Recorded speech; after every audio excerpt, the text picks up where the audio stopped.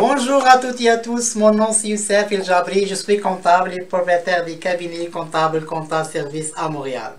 Je suis très content de vous trouver aujourd'hui puisqu'on va voir dans cette capsule fiscale comment calculer l'amortissement fiscal d'un immeuble locatif.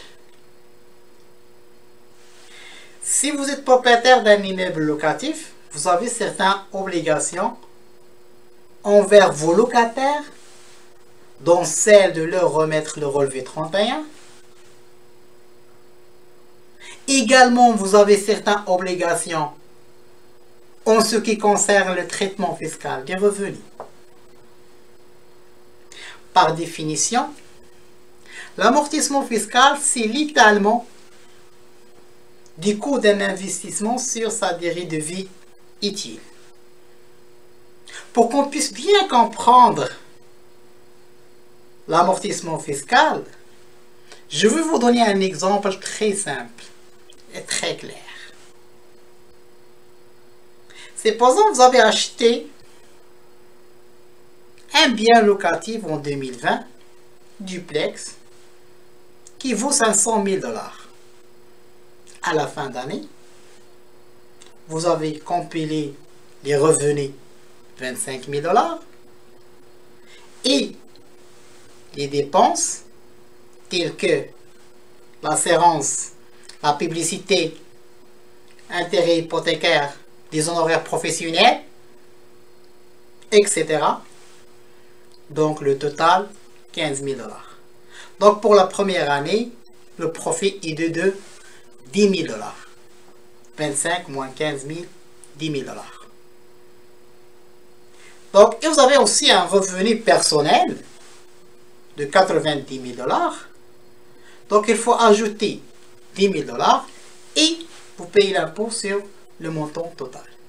Puisque le revenu avec un revenu de 90 000 $, le taux marginal combiné Québec et fédéral est à peu près de 42%. Donc, c'est-à-dire vous devez payer 42% sur les 10 000 $ de profit que vous avez gagné que le profit du revenu locatif. Dans ce cas-là, il y a une autre charge ou bien une autre dépense qu'on peut ajouter. Ce n'est pas une obligation, mais c'est un choix. Parce que l'amortissement, ce n'est pas obligatoire, c'est un choix. Comment calculer l'amortissement fiscal dans ce cas-là? Donc, la valeur du duplex 500 000, première chose qu'il faut faire, il faut séparer la valeur des terrains et la valeur du bâtiment. On va y aller avec les mêmes portions de l'évaluation de la ville. Disons que la valeur du terrain, 100 000 $ et la valeur du bâtiment, 400 000 $. Selon la loi fiscale, on n'a pas le droit d'amortir le terrain. Mais pour le bâtiment, on peut l'amortir selon un taux fixe sur le solde du coût dégressif de 4%. Sauf pour la première année, on applique la règle d'un demi-taux, c'est de 2%. Dans ce cas-là, 2% multiplié par 400 000 $, ça va nous donner 8 000 $.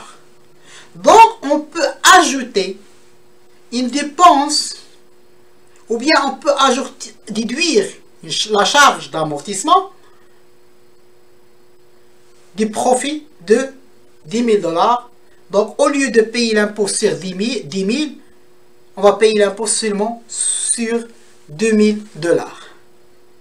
Vous ne pouvez pas générer des pertes avec l'amortissement fiscal d'un bien locatif.